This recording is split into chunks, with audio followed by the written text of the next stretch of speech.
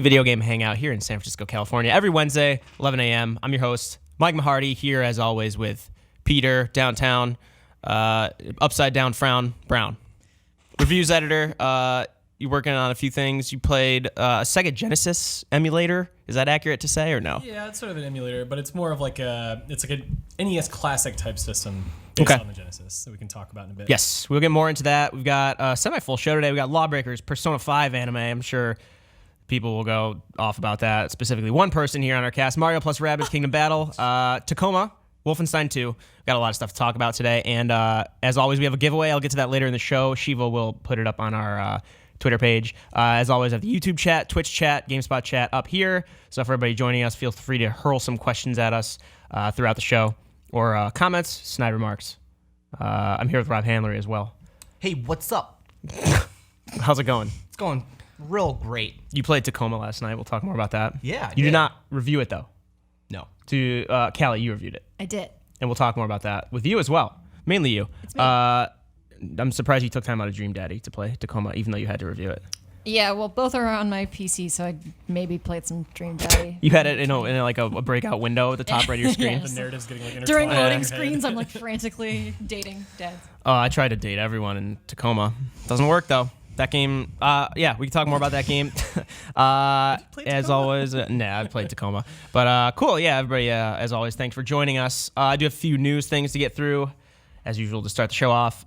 One thing I'm personally excited for, Resident Evil Revelations is coming to Xbox One and PS4, which you already knew, but the release date is August 29th now, which is the same day as Mario+Rabbids. That's not what you wanted to bring up. And XCOM 2's new expansion, War of the Chosen. So I'm going to have a tough day figuring out what to play. What's coming back for Revelations? Are they doing anything new to the game? Because this has come out on Good question. like 5 times now. Yes. Well, also, side note, it is also coming to Switch in late 2017. So I might hold off until that. I don't know if there are any new features. I did not look into that because there's a survival mode or Mercenaries. Yes, Mercenaries mode, which they released with the 360 mode, and they added it to the 3DS back in the day. But I don't know. I'll play this on every platform. Did you play these two? I reviewed the second one. The co-op one, right? With Barry Birkin makes his return. And foul-mouthed Moira. Mm-hmm. Oh, my God. I remember you having like some weird issues with that where it was like they were trying to make this little girl too mature or something. They were trying just so hard. Like, they were trying to piece together like vulgar phrases. Like, if they weren't human, but they were trying to like, what would humans say to be rude? Like, they just didn't know what they were doing. I mean, the writers fucked it up. Yeah. I didn't actually finish this one. I played a little bit of it, but never finished. Yeah, I do that series with Mary Kish, Resident Evil, and we're like getting through Resident Evil 6, but depending on our time, we're gonna go back to like Revelations, Code Veronica, and Zero at some point. So maybe we'll try this on the Switch. This is just the first Revelations that's coming out. No, 1 and 2. Really? Yep. To Switch in late this year, but the release date for PS4, Xbox One is August 29th. Also, BioWare Montreal, the studio behind Mass Effect Andromeda, recently announced that it was merging with EA Motive, which is working right now on Battlefront 2. But yeah, they said that they are going to be kind of moving them over. They didn't really give crazy amount of reasons why. I'm assuming maybe they're just restructuring after Andromeda. It's this guy's fault. No, this is our behind the scenes documentary about the making of Andromeda. Disappointing game for me personally. I know a lot of people liked it, but it was something new in a series that everybody kind of holds very dear, near and dear to their hearts. But we might have more news coming out from that. I don't know, like Battlefront 2. We kind of know a lot about it. That'll be out in November later this year. But yeah, so they're merging. EA kind of shuffling some stuff around. And then also Nintendo said the SNES Classics will be available later this month. And they also said because of the problems with demand for the NES Classic, there should be, their wording, not mine, ample amounts of the SNES Classic. It'll be pre-orders this month. It's not going to be available Yeah, sorry, September 29th. Pre-orders which is available later this month. 1 month after the release of XCOM 2. Damn! Oh man, I gotta find time for the SNES Classic. I'll put aside XCOM after a month. What are you doing to me? August 29th is shaping up to be like a personal October 27th for me. October 27th is the day that Mario Odyssey, Wolfenstein II, Assassin's Creed Origins, Stranger Things Season 2, and there's some horror movie coming out the 27th. It's a big day. I got to figure out what to do. So it's gonna be crazy. Cool. And I'll announce the giveaway later in the show. We will get to that. Shiva will put it up on Twitter once we talk about it. It's pretty cool. Awesome.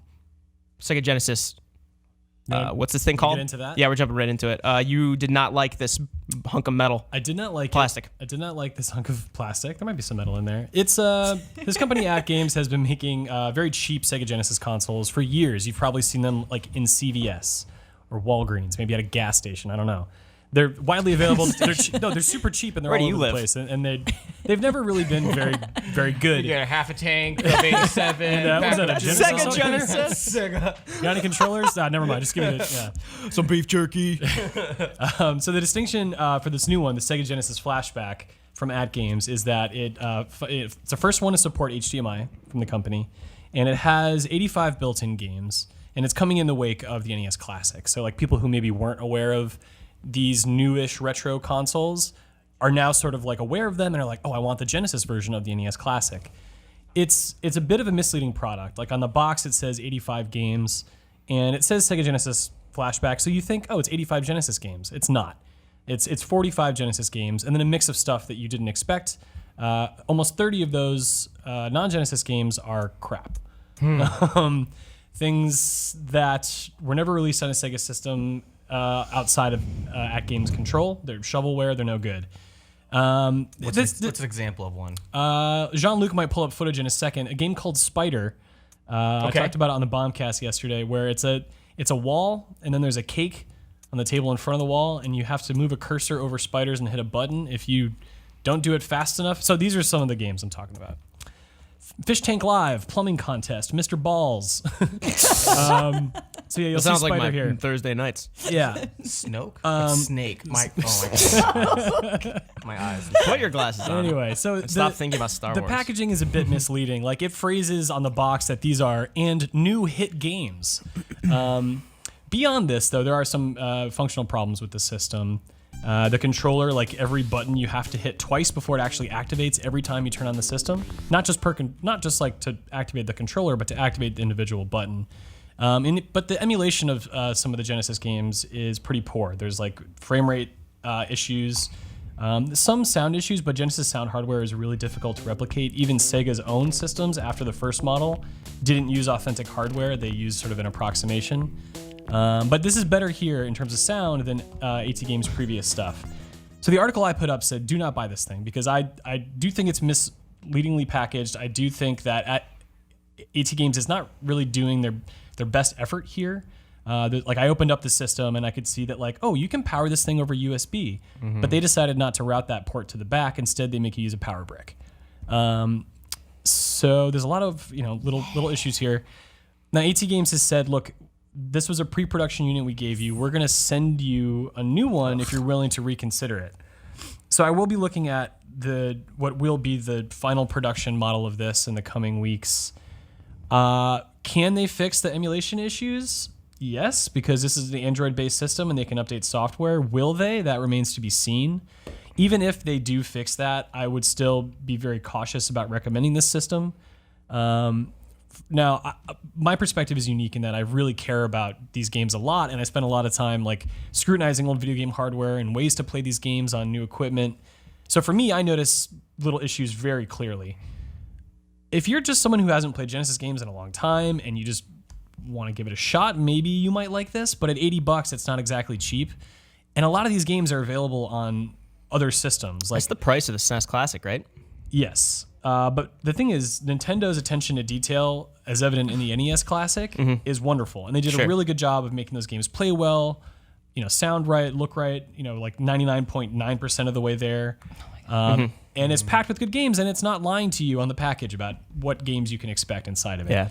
So, if this thing is ever like $30 and you're a casual Genesis fan who doesn't have access to this stuff, or a PC, or a PlayStation 4, or an Xbox One, maybe consider it. But if you actually care about old Genesis games and you want them to play right and you want to support a company that's doing things the right way, just think twice. But anyway, keep an eye out for an updated review. We'll see how that pans out once they send me a replacement. Yeah. That footage was stressing me out. Yeah. Did I they love that mention what changes they would be giving? Like, So I would imagine it would be the controller in terms of the button wake up stuff and the dropping of frames in the emulation. It's hard for me to tell what hardware they're using. When I opened it up, the chip that my computer read when I connected it over USB is different than what I saw on the board. So it almost seems like they're using one chip to spoof another chip that's out there.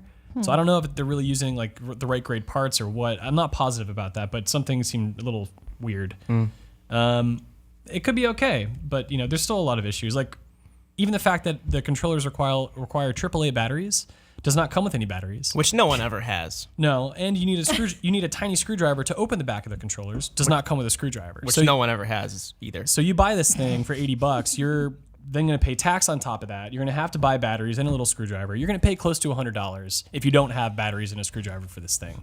Right. Which sucks. Or a gas station near you. Yes. Sucks. Yeah. Yeah, You could get all of those things at the gas station you buy it from. It does seem like you mentioned earlier on, they're trying to ride this wave of NES Classic, SNES Classic, but same price as SNES Classic, but we haven't gotten our hands on the Super Nintendo yet. But We haven't. purportedly, that's going to follow in the wake of NES in terms of quality. Yeah, and like they've produced so many of these systems, by now they should understand what their consumers want, what they don't like about their past stuff. You should not have to press a button twice to activate it when you turn it on. Yeah, I mean, this thing was rushed, clearly. And the fact that they keep including these games, which have been in their previous systems, the shitty ones, is that, they don't care that people don't want this shit. That they say, why are you telling me you have so many games when it's not what's on the package? Yeah. That's an issue. Damn. Yeah, I mean, what is the best way to play all those other games now? Like just Steam.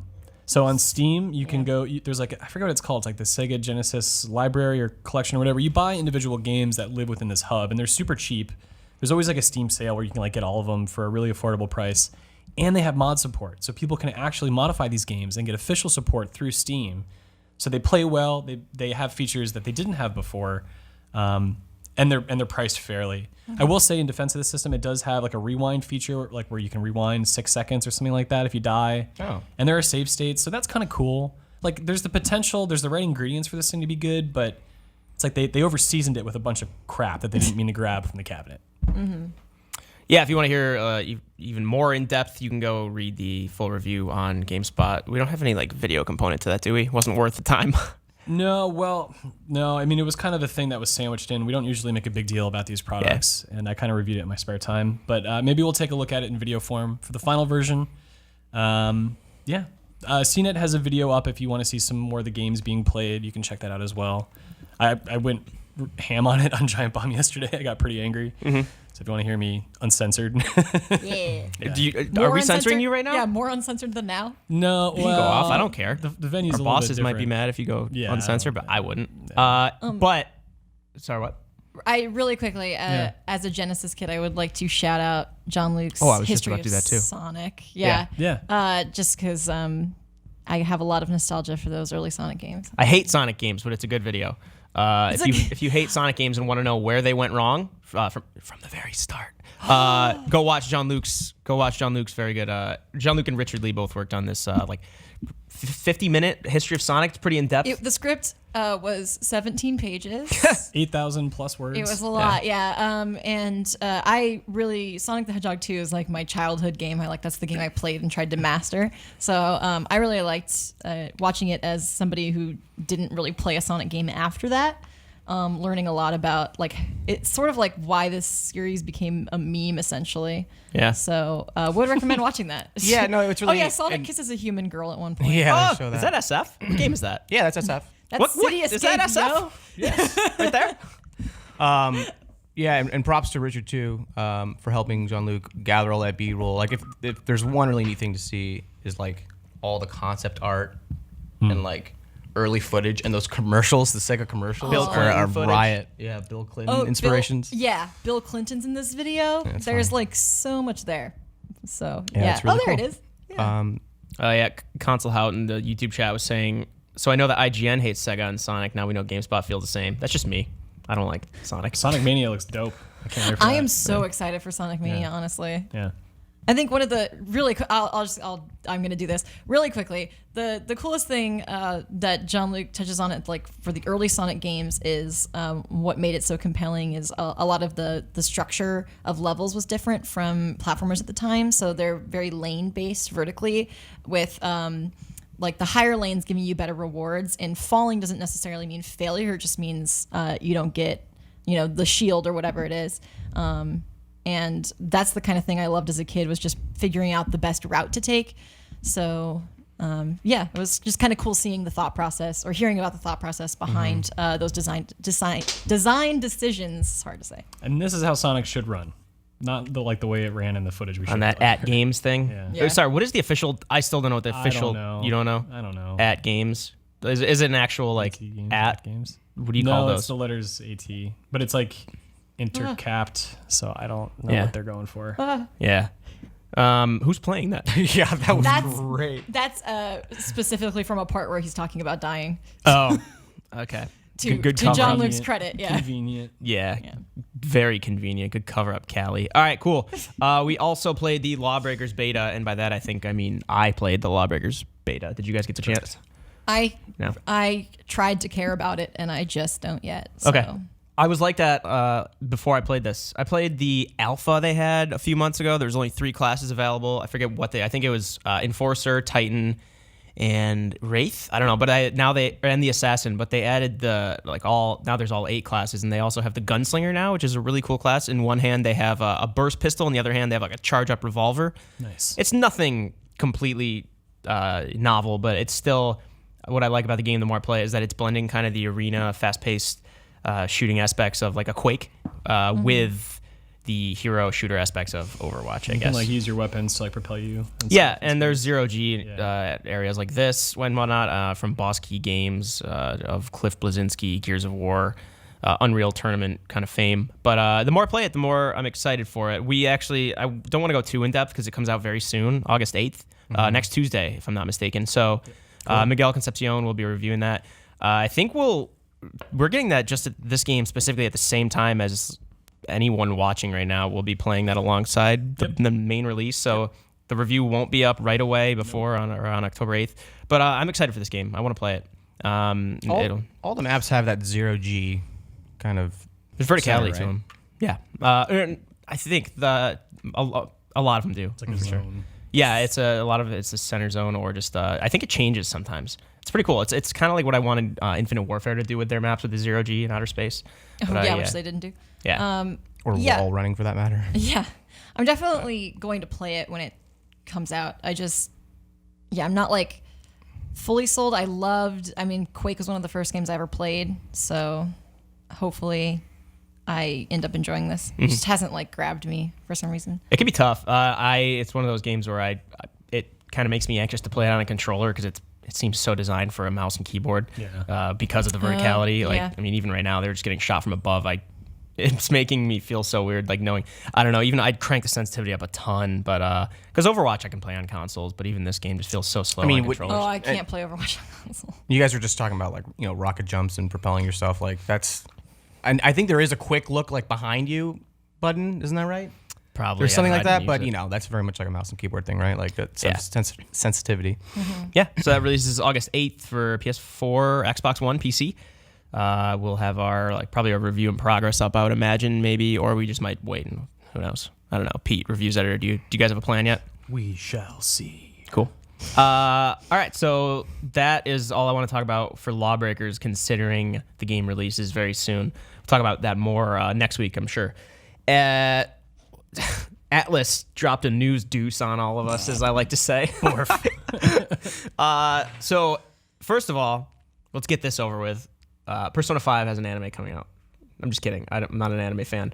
But it's A1 Studios. A1 Pictures. A1 Pictures. Which you might know from... They've made a lot of popular anime. So Fairy Tail, Sword Art Online, and then a couple that are smaller but considered to be really good. Anohana is one of those, the flower I saw that day. And then they made Erased, which I liked up until the very, very end. So they also did the Persona 4 Golden Animation. So they've done Persona before. Was that very close to the Persona 4 storyline? I haven't watched it. From my understanding, it's a pretty faithful adaptation, even if it doesn't, like go beat by beat the story. I think they do a good job with that. It's a lot of like game to anime is going to be like that. But yeah, I'm very excited. I mean, like the animation in this is really cool. So I'm really excited to see what they do with it. I've liked A1's stuff, so. There were some pretty gorgeous anime cutscenes in the game to begin with. Yeah. I really liked them, except for the beach one. That one was weird. Yeah, that was one small part of Atlus's announcements. So that will be leading into Persona 3. Really quickly, we don't have confirmed for the US or for the West. It's to air in Japan in 2018. So we'll see about the licensing later. Okay. And then they also announced Persona 3 Dancing Moon Knight and Persona 5 Dancing Star Knight. Yeah. What was Persona 4 Dancing All Night? Yes. Yeah. They can't dance all night anymore. They just have to dance for some celestial being body of the night. It's really weird seeing Makoto wearing like colors. I don't know that I like it, as she's my favorite Persona 5 character. This is Dancing Moon Knight, Persona 3 right here. I don't know Persona 3 characters all that well. Persona 5 is my only Persona I played. But someone explain these dancing games to me. Rhythm games. Well, Okay. they're rhythm games, and a lot of people who get really attached to the characters like... Wait. All right, Jean-Luc, if you're watching this live, here we go. Persona 3 lacks a definitive version and fans want a remake. While this is not that, seeing high-res models of the Persona 3 cast, along me a with boner. recreations of environments, gives hope for a full Persona 3 HD remake. Okay, so that contextualizes a lot of things. Also, Persona Q was underrated, and I'm glad it's getting a follow-up. Right. Persona Q2 being the Persona 5 themed Yes. dungeon crawler where you have to... It's sort of like Etrian Odyssey meets... Yes. Yeah. They also announced Persona Q2 for 3DS, which, like you were saying, the spin-off focused on dungeon crawling. Persona Q Shadow of the Labyrinth did this similar thing with 3 and 4 casts. Yeah. So For those who were just like listening to this after the fact, that was our producer Jean-Luc chiming in. He's a big Persona fan. he did the history of Persona. Speaking of Jean-Luc and history ofs, yeah, it's basically Persona spin-off day. Got a lot of announcements. Which itself is already a spin-off of That's true. Pokemon. Of Pokemon, exactly. Shin Megami Tensei. I was joking. See, that's okay. There's Makoto in her colorful shoes. I dig her outfit. It doesn't seem like Makoto to me, and she was my favorite character. See, and I'm not super into What this. you are saying right now is exactly why people like these rhythm games, because if you can decide whether an outfit fits her personality, that means you're totally invested in these characters, and that's why people like these spin-offs so much. They're in control of them. Yeah. They're Yeah, your but puppets. dancing Also- Star Knight doesn't say Makoto to me. There is a fantastic Persona 4 Dancing All Night remix thing with next episode and your little cousin. I forget her name right now. My little cousin? In the game, you have like a little, and she does. It's a good video. I like it a lot. Yeah, that's Makoto on the left. Goob. Doesn't look like her, does it? That's not Makoto? Who is it? That's the main character from 3. Who's? Yeah, isn't that the 3 protagonist? Holy God! I gotta move on from this. I'm Oh, man. really shit. Cool. Hey, Jean-Luc, who's best girl? Sweet. So I got that completely wrong. Shows how much I know about Makoto. Cool. So is there anything else left to say about this? There's a lot of things we just kind of covered quickly. Rob, you seem to be a chatterbox right now. I don't really know Persona, so Or anime or dancing rhythm games. What's the last Sure. anime you watched? Huh? What's the last anime you saw? the last anime I saw, Castlevania. Oh yeah. I talked don't about know that if in the that lobby. is or We shut is this not. down. That's not anime, correct? Did you watch any mean- Dragon Ball, anything? No. Am I gonna get like attacked? No. I'm not blaming you. leave I me don't alone. I understand your perspective. I'm not God, I just an asked anime her. fan. Stop. I would say I don't know. I think Akira was something I finally got Okay. around to. That's not anime. Just kidding. It's not. No, I'm it kidding. actually Yeah. is. Mike is, Don't listen to him. Mike is a dull. He didn't even know that wasn't Makoto. I don't know So shit. Cool. Akira, Ghost in the Shell. I've seen that. Yeah, that's about it. Yeah, same here. I don't really know. Pokemon. That's anime. Oh, okay. Did I you would- did you watch Pokemon? Yeah. Yeah. No. Callie, you recently played Mario+Rabbids Kingdom Battle. I'm going to cruise right past. Let's move on. Mario+Rabbids Kingdom Battle, you, Jake, and over Aaron. in the UK, Oscar Deus all played it recently. I'm super excited about this game. Oscar Deus. You know why I'm Deus, excited Oscar about this game? Deus. Because it looks like XCOM. We do have a couple Yeah. questions later on. We have a question about this game that I will throw at you. But first off, what's it like to finally get your hands on this after we saw it at E3? I was surprised by it. Oscar wrote a really good piece about just how difficult it was, and I think that's the biggest thing is nobody really expected it to be as to have the strategic depth that it does from what we played. We played about 3 hours. I do think the difficulty was a product of we didn't get to experience any tutorial stuff. We didn't really get to learn the systems. One of the levels we played was like 20 hours into the game. That surprised me because I was like, this game is 20 hours long. And it wasn't even the last level. So I was like, this game is more than 20 hours long. But there is a lot of depth to the team composition and characters. So the Rabbids characters are a little bit more... They hang back a little bit more. They have like utility abilities. Peach has this really, really good like healing jump, and a lot of it's positional. So And that's Peach, not like Rabid Peach, that's right? like actual Princess Peach. Yeah. Do they have other names? And is it just Rabid Peach? Yeah, Is that the difference? it's literally Rabid Luigi, Rabid, whoever. The only character we didn't have access to for some reason was Yoshi.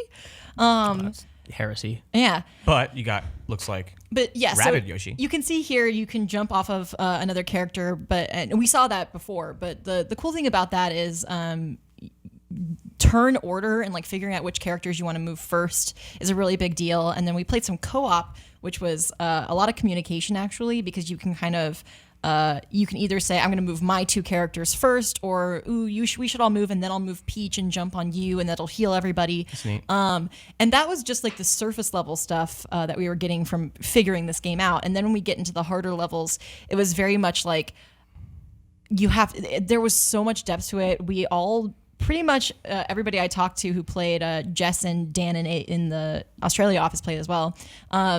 We just got our asses kicked by this game. Like we were not doing well in a good way. It was very much like, okay, I can't wait to actually get my hands on this game, not in a preview environment, because I really need to learn. This is the kind of game I need to play through in order and really work hard to understand. And work on systems like one by one, right? Like, Yeah, like there was a point where they were showing us, like before we went into the second level we got to play was like the spooky, like Boo themed castle level. And before we like start playing it, they showed us examples of chain combos we could do. And it was just all this stuff where it was like, oh, and Luigi, like Rabid Luigi has this ability that pushes things back, and if you do that, you have access to this. And we were all like, "What is happening?" Like we haven't even looked at the skill trees yet. So there's just so much going on, and I was really, really surprised, and I can't wait to actually experience it for myself. When I was playing this level, this is the Spooky Boo level. One of the devs was like helping me figure out what to do because I got crushed, like absolutely destroyed. That's what's super appealing to me, also using kind of the Mario level design tropes in this kind of tactical game. Yeah, like pipes and whatnot. Yeah, and that's part of the positioning. So going through a pipe gets you like you have, and you can upgrade this in the skill tree, but you can go like 3 to 5 steps out of the pipe, and then if you have another character who's there, you can then jump off of that character and get up on this platform. And the goal was like right behind that platform, but I couldn't get up to it because I didn't have a second character there. And there's just like that jump and pipe combination. Mastering that, I think, is going to be really, really interesting and make these battles really exciting. I'm really curious how the overall structure works. Is there an actual... I mean, there must be a strategy layer between levels when you're actually managing upgrades and inventory. Did you get to see that? Yeah, so we got to see the full skill tree. Oscar broke that out, and you can see that on GameSpot now. And he also broke out all the characters. So if you're curious more about the in-depth stuff and menu stuff, that's all on GameSpot. But yeah, the skill tree management was really interesting because not only do you have to figure out what would be most useful, on that character, you have to figure out what would be good in combination with the other characters you have and which characters you want to bring into each battle. There was just a lot. I mean, 3 hours, I felt like I barely wrapped my head around it. It seems also like I'm really excited for the precedent this might set for more tactical RPGs on the Switch. Just it seems really well suited for the handheld model, right? Like, I mean, you're only seeing a limited part of the map at a time anyway, and obviously you're going to be scrolling through no matter what platform you're playing it on. This seems awesome for the Switch. Absolutely. Did you get a chance to play handheld, or was it just No, we were playing with the Pro controller? no, not even a Pro controller. The whatever the charging grip is. We were playing with that, and then I think this is my footage where I'm like trying to figure out where to place Peach. And it's just like there's so much going on, and I should mention there's 2 different kinds of battles we played besides the a boss section. There's like reaching a goal, and there's defeating all of the enemies on the field, or like a certain number of enemies. That's Peach's healing jump that you saw, and so that changes your strategy too, based on what your goal is, obviously, which is how strategy games work. Yeah, it's just I need more time with it. I feel like I still don't understand. So I know there's about like it. co-op, like special levels, right? Is there any mention of PvP? No, Like we local didn't. no? I didn't hear anything about that. Okay. Co-op was cool though. I should emphasize, like, it was hard. It was almost harder, even though the level didn't seem as hard. Something you need to communicate a lot for, I would assume. Yeah. How long did you get to play co-op of those 3 hours? We played for, I think, like 45 minutes of co-op, I think. Okay. And those will be special missions you do unlock throughout like a normal campaign, or it's a separate mode? That's not very clear. Okay. I think it's separate, but I'm not sure. They had like save files that we went into, so I didn't get to see really like the unlock process too much. Yeah. This will come as a surprise to nobody, but even like seeing more of this gameplay, it does remind me like having separate goals that kind of throw you off your normal strategy is it's an XCOM thing to do, and I know that XCOM's not the first one to do turn-based tactical strategy, but I am really excited for this because I would like to see how other games kind of take that formula. Lloyd Christmas on Twitter was asking, is this more than just an XCOM clone? And it seems fair to say that it is. Yeah, I think they really, like, one of the things, I mean, you brought this up just using like the Mario game tropes. I think they really embraced the unique things about each character and the things that you would recognize. So of course Peach is going to have a healing ability. Luigi has a sniper rifle, which is pretty cool. But I think like going into the skill tree and really seeing how the characters interact with each other and like which abilities in combination work well. I think they really embrace like the Mario, I guess, universe, the Mushroom Kingdom. So I like that they really made it. They made it Mario, right? Like it's not just a Mario skin on a strategy game. It's still fascinating to me that somehow Ubisoft and Nintendo teamed up to do this. Right? I don't get it, but I love it. I will say, still not sold on the rabbits. I only brought one with me. I was like, I'm bringing Peach. She's my girl. Peach is like OP. You gotta have Peach. I'm worried this is like the precursor to a Minions strategy game. To a what? Minions. What are Rabbids? They're the minions They're of video rabid games. rabbits. They are. I don't know. A disease. They're just a There you plague. go. I had never understood what they are. It's kind of interesting when earlier I said rabid Yoshi, and then thought about it, I was like, Yeah. like an actual rabid Yoshi. Foaming. That'd be Imagine that. terrifying. That'd Yeah. be sick. Eating Yeah. up everything with That'd its be teeth. Biting your sick. legs off. Yeah. Love it. Horror movie. It'd be Yeah. sick. Rabies affects millions of toadstools every year. So PSA for everybody watching. That was my dumb joke for the segment. Cool. Anything else Gotta you have want to one. touch on with that game? Because I'm excited for it. Yeah, actually, one thing that I was talking to Oscar about is Oscar was saying like this made him like really want to have Peach around, and I've always been a Peach supporter, and so I was very happy to hear that. I think it's nice to see Peach like still being like her princess, character, but being really useful on the team. And Waluigi or Wario in it? No. Good. Waluigi Later. is sick. No? Later. There was a character thing, and it had everybody, and there's a grayed out one, and it was clearly Yoshi. Oh. We hadn't unlocked him.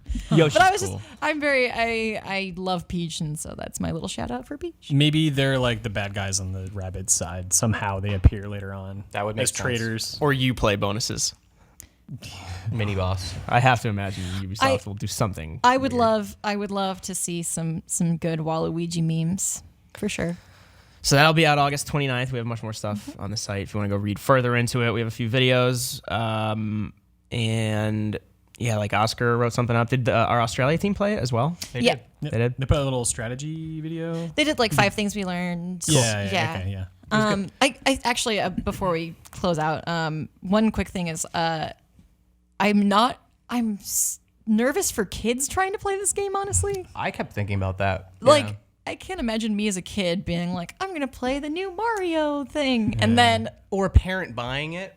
it's like And it's some just like 5-year-old like, ah. like knowing like if my little brother tried to play this when he was like a kid still, like he would have thrown the console. Nintendo's like, got gotten out of frustration. really good though about implementing like safety nets. Like There- if you die a few times, it's like, do you want to be invincible for the rest of this level? So there is I will say there is an easy mode, which I did not play, but it does make things simpler. I can imagine. Yeah, so I think that's there for kids. But like, I don't know if you're a kid, maybe you don't. I think like I didn't encounter anything where the game was like, do you want to change the difficulty? So Are you a baby? Do you need help? yeah. So I imagine that like if a kid didn't find that would be my only concern. But I mean they do have those safeguards. But maybe I'm not super into, maybe I don't have the clearest understanding of how the development is working. Isn't this like a Ubisoft developed game? Yeah, but Nintendo has oversight. They would tell them maybe to like Dude, add these things. Nintendo is Yeah, they wouldn't give Mario without. no, they, Right. Oh, they yeah. control everything. Like Yeah. they are so overbearing with I'm- anyone that uses their stuff. I'm sure the easy mode was a Nintendo thing. Like, hey, got to make this for everybody. Right. And like you got to imagine all the character mannerisms and things Yeah. like that. Like Nintendo is like signing off, right? And like just Yeah. to show how much power they have over it, Miyamoto came out with a gun to a smoke show during the Ubisoft press conference at E3. I hate that Rabid Peach is just taking selfies. I hate it. I want her to stop. And the rabbits are like shaking their. There's like the title screen like before you were like press any button to continue has just a rabbit farting. I hate Yeah. it. Yep. Hate All right, I'm it. in. Yeah. I'm like, just let me play the. I don't want to see any farts or hear any farts. I'm into it personally.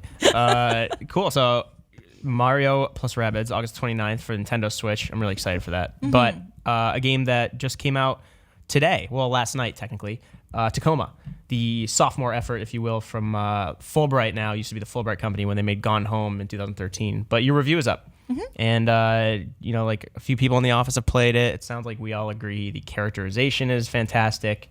Maybe some broad strokes and the overall story didn't exactly hit. But from what you've said, it's pretty memorable. Absolutely. I think it's memorable. I would recommend playing it. I just wanted more of a payoff from it than I got. And I think that's to its credit almost. Like, I was so invested in these characters that when it ended, I was kind of like, no, but wait, there has to be something more to this. And I actually did. I was testing the Xbox One version yesterday to make sure everything was working and all good to go for the review. And I had like a revelation, like playing the beginning, and I was like, oh, that's what that was. But even that wasn't enough. And I still think that they have these fantastic, this fantastic attention to detail. You go into one character's room, she has a copy of the Bell Jar. Her cat's name is Margaret Catwood. I'm like, okay, well, I know who you are now. The trash tells a story. Like there's so much attention to detail in the environment, and the bigger picture stuff in this story, I think, didn't necessarily get that same foundation. And that's where the payoff kind of missed the mark for me. Yeah. Where I think they built this really interesting world. There's this really, this really fantastic picture of like just a horrible version of capitalism where like your loyalty to a company It's an actual currency. is currency. It's the year 2088 to contextualize. Yeah. And for people who don't know what the gameplay is like, it's you're seeing pretty much what it is now, and I think it's one of those things that plays better than it looks for some people, but you kind of follow people around. There's actually a style of theater that's like this where you can follow actors around, and that's what this reminded me of. You follow, one conversation, and then, a lot of the crew will kind of group up in this sort of sequence, and so I just rewound and followed different people and got the full picture. And it's actually really cool. I really think it just doesn't sound as good to people who aren't really into that kind of game, but it is gamified a little bit where you're checking people's desktops and you have to get a check mark on everybody's to kind of complete that recording. And the desktops are fascinating. I mean, like 15 minutes into the game, you see like a body pillow thing, and I was like, that's Nina Freeman's stamp on this game. And She's a designer who also made Sibel. And there's little Easter eggs, like Sybil is in this, and I've liked Nina's games in the past, so it's kind of cool to see those things as somebody who's played all of played Gone Home and played Nina's games. It's really well done. I like that style of characterization. Yeah, as an evolution of what they did with Gone Home. They weren't the first, walking simulator, which started as a derogatory phrase, but now it was later embraced by people ironically. But Dear Esther in 2012 kind of did that with the Chinese Room, and Dan Pinchbeck, who later worked on Amnesia 2. But, you're walking through, you're getting contextual details, environmental storytelling. Gone Home, I think it worked, and there was that kind of voyeurism you get by going through people's diaries and their letters and their the things in their trash, and I think that worked because it was such a short game. I like that they kind of have evolved that. Like you were saying, in these augmented reality scenes, it's a different kind of voyeurism. I think I described it as like a interactive Rashomon, where you can kind of see them all convene and then go off into their separate rooms when they go to have these incidental conversations. You get character relationships like this. You have Natalie and Roberta, if I'm not mistaken. But we won't spoil too much about characters. There's Odin, the station AI, and that plays into the story as well because your character, Amy Ferrier. I'm not sure if it's like French. Ferrier is a clever play on her role in the game, if you really think about it. Yeah, that's true. Well, she's a communications specialist. Yeah, and you're sent to recover the data logs of the ship, right, which are in AR form often. Yeah. To figure out what happened. And this is another thing that Fulbright does really well, is giving just impressive depth to characters who aren't even actually there. I mean, like, these characters don't have faces, but I was really connected to them. And that's something that Gone Home did as well. I mean, you don't even have the outlines of people in that game. You're listening to your sister, right? You get like family portraits and bedside photos and stuff. You see pictures of her, and I mean, you see pictures of their faces too in this through their IMs and stuff. You see their profile pictures. But I just think it's really impressive that they're able to give such, just have that fantastic characterization in an unconventional way. And I wish that had extended to the stuff with Odin and AI. I think could have been hit a little harder, for sure. How do you feel about the linearity of the game? Because despite it being open-ended to the degree that you can explore freely, it's pretty clear about what it wants you to do. It's extremely linear, and I think that works. I'm not sure. I think it would have been too complicated to make it open-ended, because you get parts of the story that wouldn't make sense without the foundation. Like, I think there's obviously purpose in that linearity. And it actually didn't bother me too much, because I was able to kind of wander around the ship and pick through people's trash and listen to the radio when no one was in the room. And I think there's enough flexibility that it didn't bother me personally. I wouldn't say that it bothered me, but I think maybe it was underutilized as so one of the things you do when you follow people away from their conversations and you see them on their own is they might be putting a code into a door, right? So the final section of the game is you're doing something different than you were doing before. And for me, the game was very clear about where to go, and it was it would have been nice if I could have used a little bit more of my experience as an investigator on the ship to get to that point. I almost felt like it was given to me way too easily. That I agree with. I think even to compare it to Prey, even I think before the game came out, somebody joked to me that it was like Prey without a gun, and I think you go in without that stress that you have in Prey, and you can kind of just explore at your own leisure, which I like. And you even know that one of the first things your AI on your ship tells you is that the crew has been evacuated. So it's not even oh my God, everybody's dead. It's very relaxed in the way you're exploring, and I liked that. But finding codes is is part of it to access certain things, but it's not necessarily difficult to do that. Right. And I agree that like toward the end when it's like shit's getting real, I would have liked to have had to dig a little deeper. But I did have to dig to learn things about people. So I guess that's Right. it's like it's a opportunity cost kind of thing. So I can literally dig through somebody's trash, find like empty wine pouches and be like, oh, they're having a rough day. And there's that aspect of extrapolating information that way that's not spelled out for you, whereas the more straightforward gamey stuff was more spelled out. So there's just, I think it's a trade-off. Yeah, like hearing the linear aspects, like there was one thing that kind of not bothered me, but like to like kind of add on to what Peter was saying was like on the bottom HUD, it straight up kind of gives you story beats and kind of pushes you to check those off. So they become it shows little markers on the timeline when people open there. And you have to access those to progress the story, or seemingly wait forever for this little countdown timer thing to move. Yeah. But when you do things, it like moves faster when you're not there. Yeah, I think there's an achievement for seeing every recording and accessing every desktop. So you can complete the game without getting all those check marks. But I think you'd be missing out on a lot of things if you didn't do that. But I agree that it's kind of like, oh, I should probably go to this person's conversation now because they just pulled up their desktop. yeah, like I mean, once I got that I mean, I caught it later. I noticed it was there, but once I understood the rewind aspect of it, like, and that was very neat. You know, you're an investigator, really. Like, I don't know. It's like I didn't need the hand holding. Like, of course, because the voice acting is so strong and like characters, like off the bat, I was like, oh, I want to see every bit of like the once you get that taste of like, two people are having a conversation and then this person can go over here and be like, God, I hate that guy. Or Yeah. something like that. Like once that happened, it like just totally like pushes you to see every corner, and the feel of the rewind itself is so great. Like that is real fun to just like rewind back and forth, or like, oh, what did he say? Like that was a little vague. Let me rewind that again. It's like instant gratification. But yeah, once I saw that, I was like, oh, well, okay, well, like now I'm going to see it every time I go into a new area, and I'm just gonna, I don't know, what's my play gonna be different from yours? Is that I did 2 before 1 and you did 1? Like it's all, I don't know. Yeah, I think that is a thing. when I was writing the review, I initially had like, oh, the first recording you see is this, and then I realized that it's one of 2 that you could see for first. But there's clear markers in the level design that's like party this way, and so I think most people would go that way first. And so I think, I mean, it's similar to Gone Home. Like if we all played Gone Home, we got the same story, but maybe it meant something different to us. And I think that's the thing with this kind of interactive storytelling, and like environmental storytelling.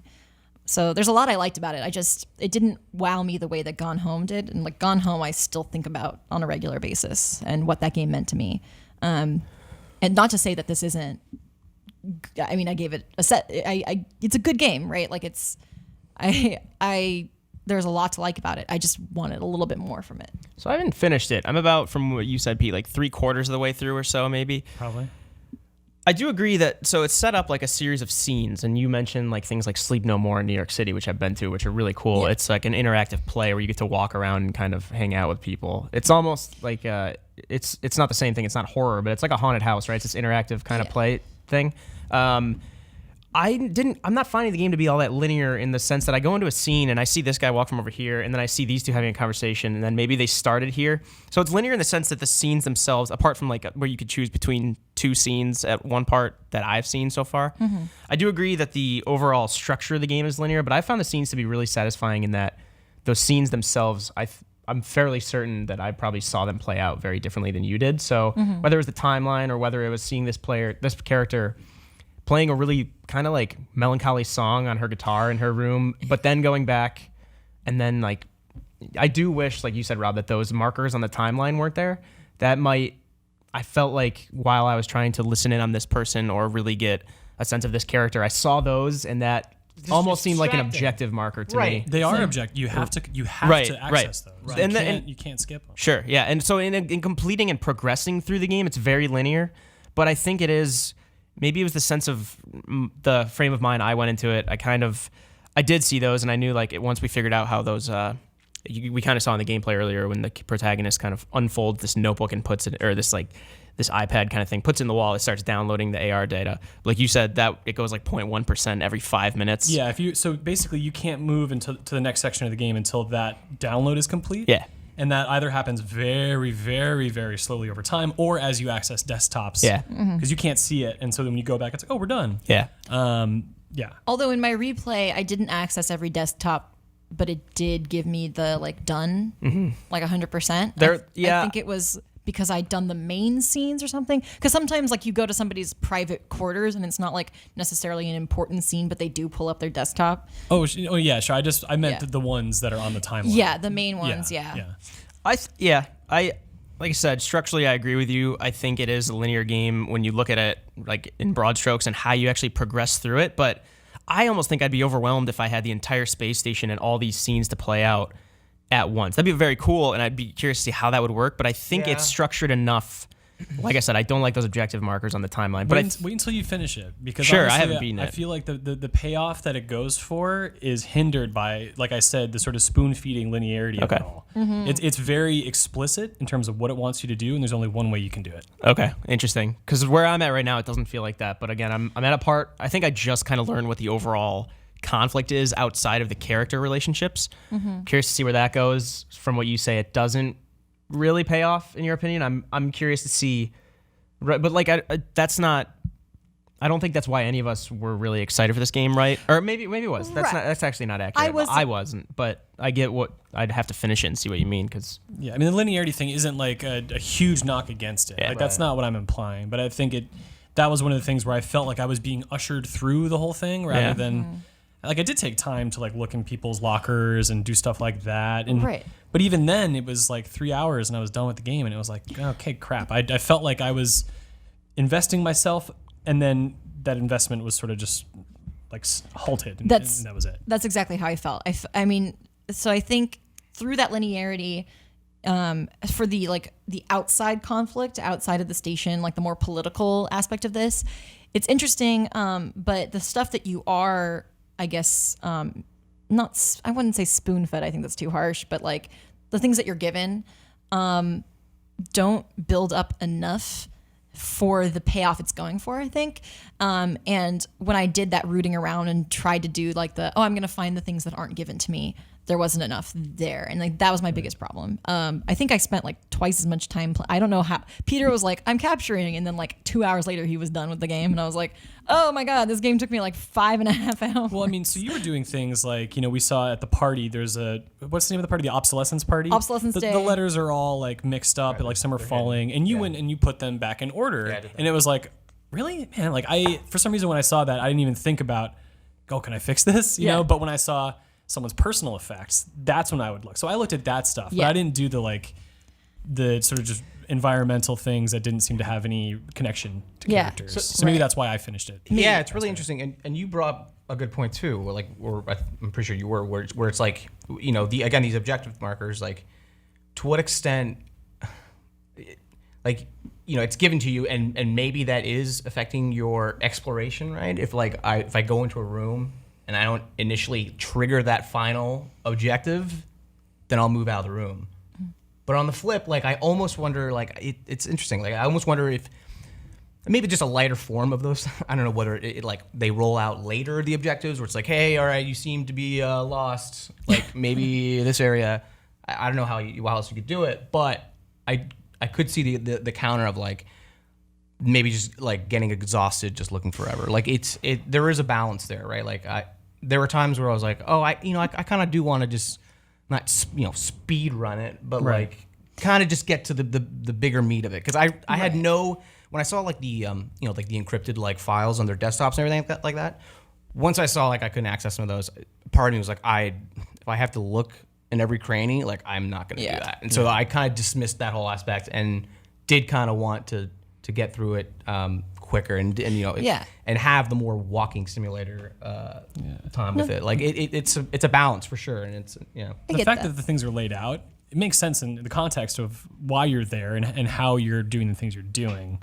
So at least that's taken care of. Yeah, right. I also think that it gives you enough reason right away to want to look for those things. If you're already inclined to that, like I think you're alone on the station, but you're not alone. Like I think that dynamic is so cool, and that's what drew me in initially.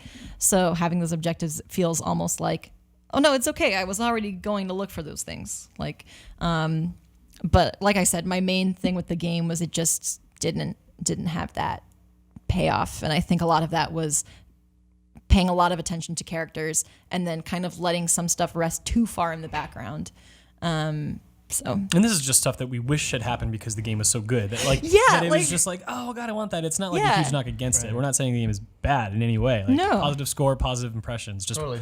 just man, like, Yeah. kill for that little bit extra. exactly. And there are so many things that I think that I really liked, right? Like, you know, you're talking about like being like isolated, right? And all you have are these holograms, but when you are interacting with the environment, it's really well done. Like the one thing that took me away was like, oh, I really like that, which reminded me of so many first person kind of object manipulation, where it's like, you know, you think of like Fallout, right? You're just picking all the stuff. It's like, all right, junk it. Like the idea of putting something back exactly where you picked it up was right. like, Yeah. that was something where it was like, that's so cool because it's like polite. You know what I mean? It's like investigative where it's like, I feel kind of dirty rooting through people's stuff. I also a little bit. revel in Yeah. just being like, poof. oh yeah, sometimes, yeah. But it's, there's that aspect. I know there's a freaking fly. There's a right here. fly that flew right into my face. You know, there's like one little area where like, you know, there's a dartboard, right? Like there's just something about, I don't know, almost remind me of like being, or the movie Moon, right? Where it's like, what are you going to do by yourself to like occupy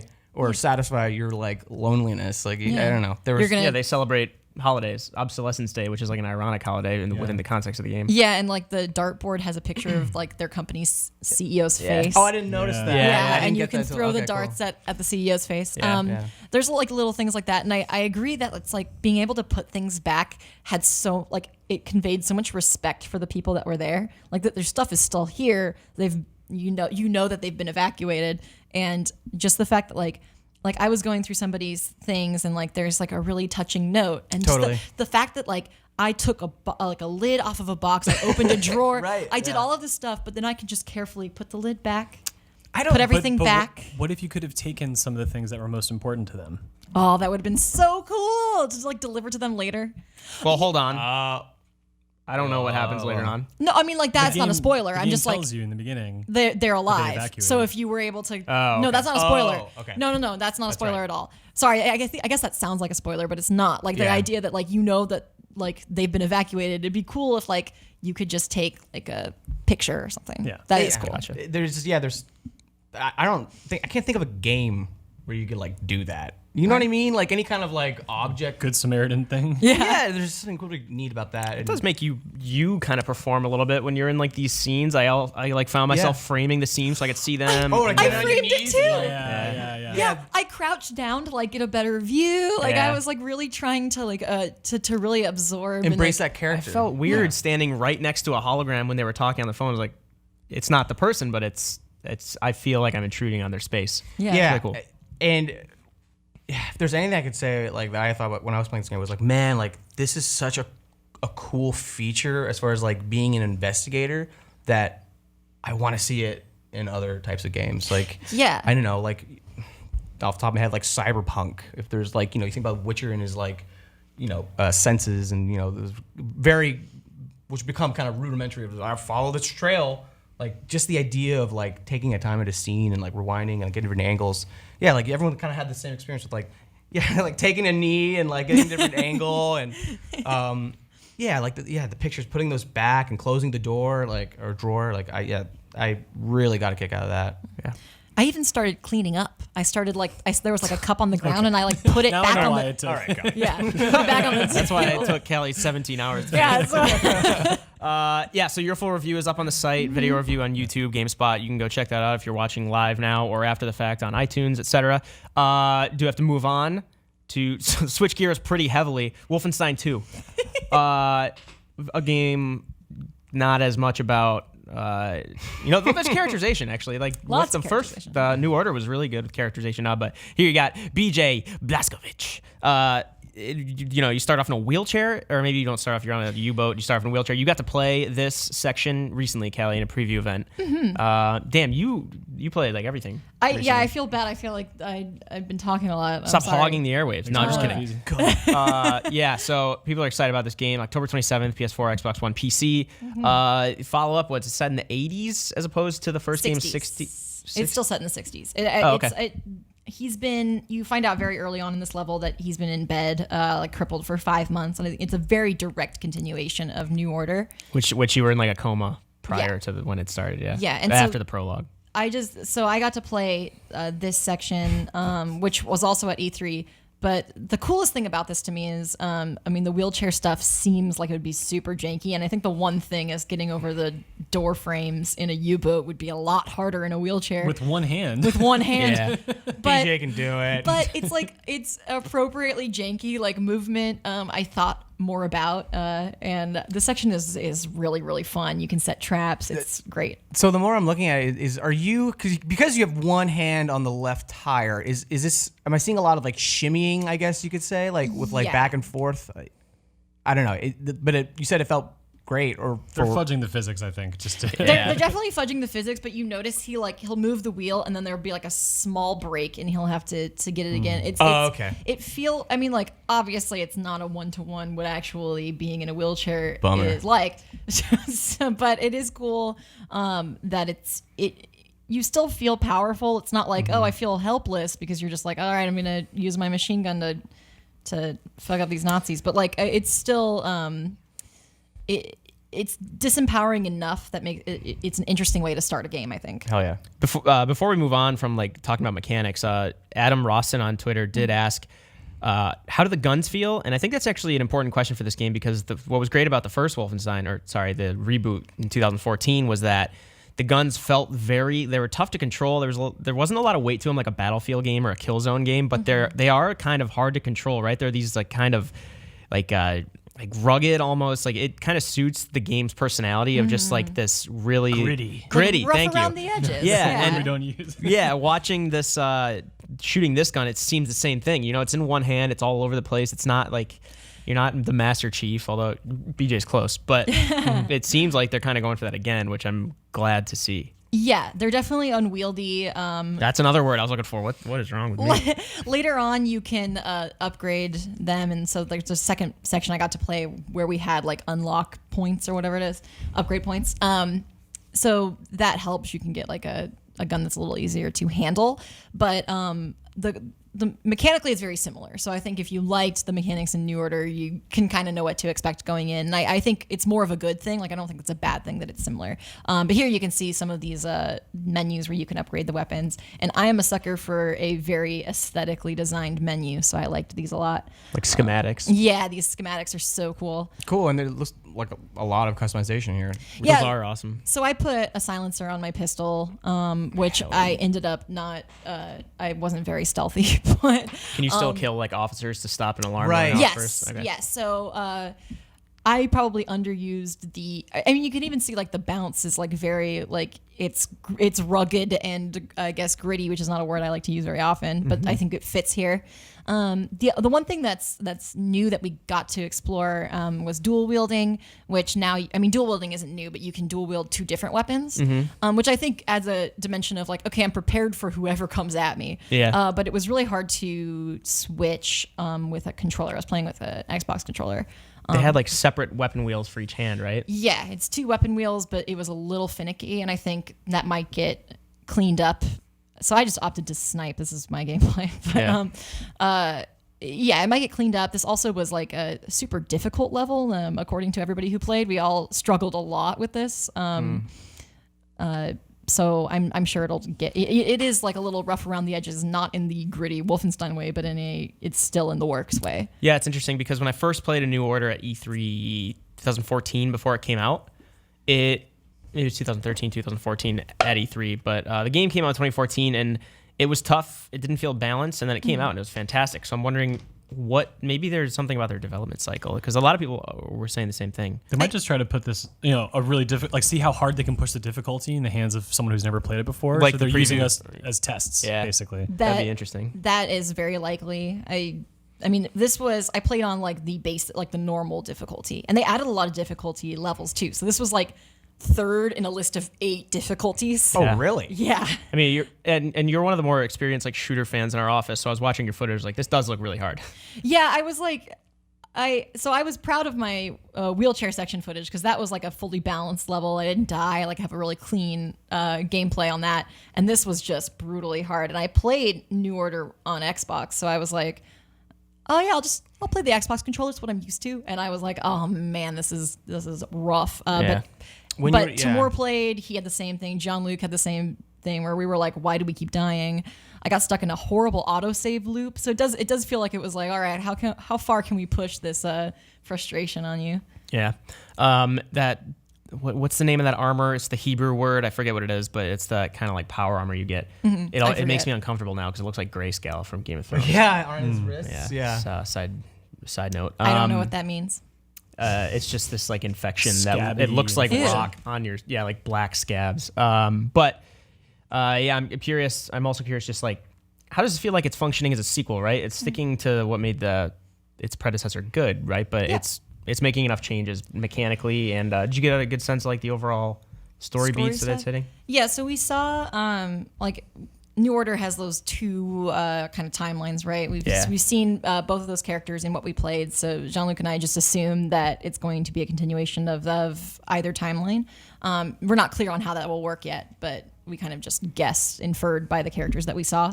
As a story, I think like the one I wrote about this for the embargo is I think they're doing a really, really good job at fleshing out the alternate history.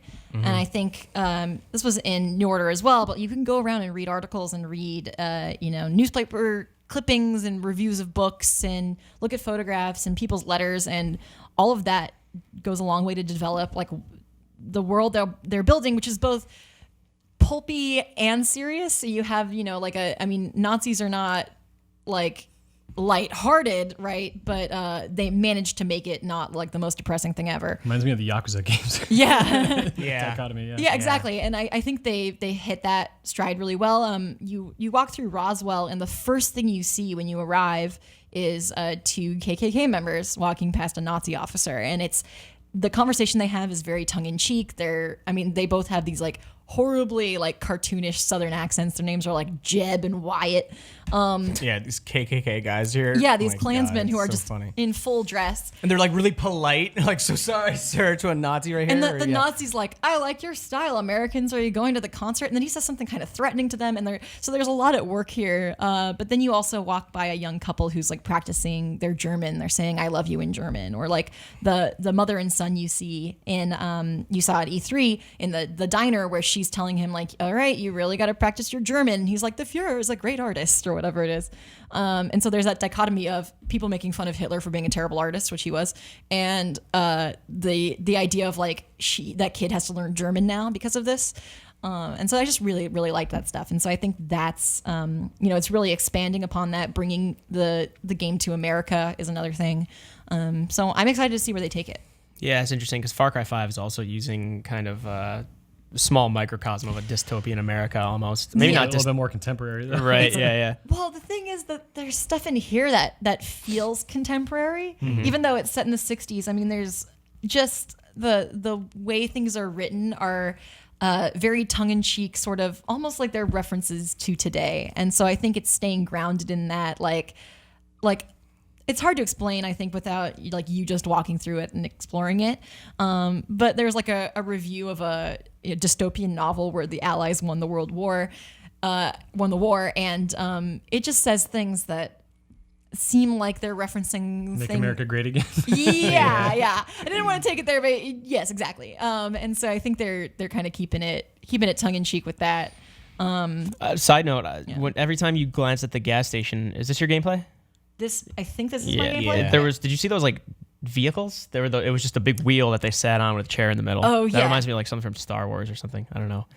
But yeah, I love their take on technology in these games. Oh yeah, absolutely. And I think it's really interesting because of course the Reich is going to have these crazy technological developments by nature of being who they are. Yeah, man. And these scenes here, these know they're almost just like set pieces. Like this one, namely, was one that they've been showing off a lot, right? Like this is the very much Inglourious Bastards feel, and it's clearly inspired by Inglourious Bastards, but this is something where it's like that's fine. That's so fun, and it's something They did the one in the first game with the train with Frau Engel when you're picking like those tarot cards. Right. Almost, they're not tarot cards, like fortune reading, or she's like doing a psychological test on you. It's pretty tense. It's that balance between like genuine like fear and making these villains scary. At the same time, it's also like just funny and lighthearted, right? Like Inglourious Bastards had all those same scenes, like the first scene with the in the farmhouse, right? Like how that was just so terrifying yet lighthearted, I guess you could say. Well, it's that unsettling friendliness where it's like, I know that you're evil. Right. Like, where is this going? You're like, manipulating is me. Is it my fear that's reading into you, or are you manipulating me? Like, what is happening? And this scene is so good because he's being so intimidating, but he's just like slurping down a strawberry milkshake the whole time. Of course, yeah. And I get that vibe of like the counting, the way Germans count 3 versus Americans, you know that scene? Oh, but that's the second scene in that movie, Inglourious Bastards. Yeah. Yeah, so like that's Right, kind yeah. of the vibe I get. Yeah. Yeah, where he's like he's on to you. Right. He's like, "Oh, station 6? I don't know about that station." Or, and I think they nailed the vibe with this. Vielen Dank. I love how he opens it up with one hand, and it seems really well like animated and polished too. And again, the characters and the voice acting, like there's the cinematics. If you are hilariously awesome. Just a shout out, we have like a video of all the cutscenes we have so far, and like if you want to check out just like how they are giving depth to these cutscenes, the cutscenes are like of a decent length. There's a lot going on. I would definitely recommend checking those out. Cool. I mean, we have a lot more coverage on the site in general. I love the TV in the back with BJ and the wanted sign. Well, it just turned on. Yeah. Well, yeah, but then the sign was also there next to the door. But right. So this game also releases on October 27th, along with Super Mario Odyssey and Assassin's Creed Origins. Probably more coverage leading up to it. I'm really excited for this. I just replayed The New Order recently, and this looks, nothing but good so far. Cool. That's pretty much our show. To do our giveaway quick, Shiva's going to probably tweet it. If she hasn't already, she might be about to. It's a Final Fantasy 12 limited edition giveaway, the Zodiac Age. Steelbook, collector's edition for the Zodiac Age. Judge Magister's bust set. I imagine those are the bad dudes. Yeah. Steelbook and everything. It's a big thing, too. Yeah. As usual, Shiva will be tweeting it. If you don't follow GameSpot on Twitter, go do so, please. And then retweet that tweet. We'll pick you at random later in the week. So there you go. That is our giveaway. Pretty dope. I haven't started that game yet, but Timur apparently has been blasting through it, and he keeps telling me to play it. I've never played a Final Fantasy before. Yeah, I know. Aside from Wolf 15 and Tactics. Oh, no, I started Tactics, but I haven't played it. You called it, I think pedestrian was the word you used. No, I didn't. You called it outdated or outdated, not pedestrian. I've never described anything as pedestrian. I know, that was just me having fun. I'm all for the common folk, for the pedestrians. I wouldn't use that as a derogatory term. This game's a little bougie. Yeah. As usual, thank you for joining YouTube, Twitch, GameSpot, Jean-Luc Seipke, Eric Tay, Richard Lee in the back. Thank you for producing the show, as always. And we will be back next Wednesday at 11 a.m. We'll see you then. Tomorrow's Triforce.